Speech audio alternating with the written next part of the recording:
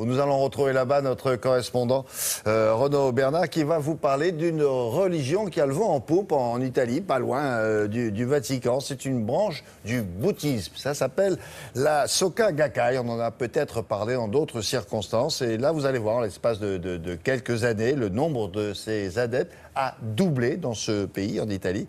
Et les fidèles, du coup, ont fait ériger le plus grand temple d'Europe, s'il vous plaît. Alors, comment vous expliquez ça, Renaud? Bonjour.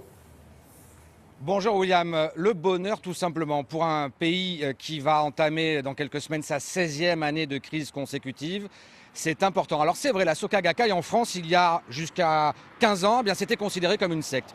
Depuis, c'est réglé, c'est admis comme une branche du bouddhisme inspirée d'une philosophie japonaise. Sa philosophie, c'est simple, c'est persévérance et courage qui conduisent au bonheur. Et ça a fonctionné en Italie à tel point, vous l'avez dit, que c'est devenu la 4e religion du pays, loin, très loin derrière le catholicisme, loin, très loin derrière le protestantisme et l'islam. Mais tout de même, c'est devenu la 4e religion du pays, à tel point que ces fidèles ont fait ériger le plus grand temple d'Europe du côté de Milan, 20 fois moins grand bien sûr que la basilique Saint-Pierre, mais tout de même 40 000 mètres carrés. C'est un reportage de Claudia Billy et Pierre-Olivier Casabianca. Sa forme n'est pas très heureuse, on dirait un cercueil en béton. C'est pourtant considéré par ses fidèles comme le temple du bonheur. Le Keikan, 40 000 mètres carrés, le plus grand temple d'Europe de la Soka Gakkai, une branche du bouddhisme. Le jour de l'inauguration, au rythme des incantations, les 1000 places du Keikan étaient toutes occupées. Et au pupitre, tous les grands cultes présents en Italie sont venus honorer cette religion. Un frère franciscain, un rabbin et même les autorités de la ville de Milan où le temple a été érigé. Dans la Soka Gakkai, pas de clergé, pas de moine, une direction générale et un objectif que les fidèles, dans leur vie privée comme dans leurs rapports sociaux, trouvent la paix. Nous croyons que la paix est la valeur essentielle de la société humaine. Ça signifie avoir la capacité de résoudre les conflits et donc la capacité de respecter les différences en favorisant les points communs. Si ce jour-là, la salle a l'air vide, ça n'est qu'une illusion.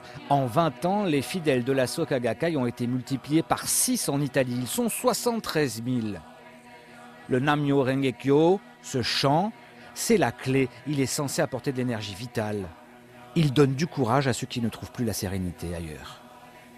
On apprend aussi comment traverser les difficultés et les transformer en expériences positives dans notre vie. Au pays des papes, où 9 Italiens sur 10 sont catholiques, la Soka Gakkai reste marginale, bien sûr, mais dans un pays en crise profonde et depuis des décennies, sa philosophie ancrée dans le bonheur quotidien devrait continuer à séduire. Et votre voisin, Renaud, qu'est-ce qu'il en pense, le pape François? Qu'est-ce qu'il en pense de ce développement, de ce culte-là en Italie? Inquiétude ou pas du tout? A priori, pas du tout. Nous sommes le 21 mars 2013. François est pape depuis quelques semaines à peine et il décide de recevoir les représentants de tous les cultes présents en Italie. Eh bien, il invite Asa Nakajima, représentante en Italie de la Soka Gakkai, qui est invitée à l'intérieur du Vatican, parmi les murs du Vatican. Consécration pour ce culte qui était enfin reconnu par le Vatican, par l'Église catholique. Eh oui. Bien, merci beaucoup, Renaud. À plus tard cette semaine ou la semaine prochaine. On continue avec la revue de presse et c'est maintenant Frédéric Vion.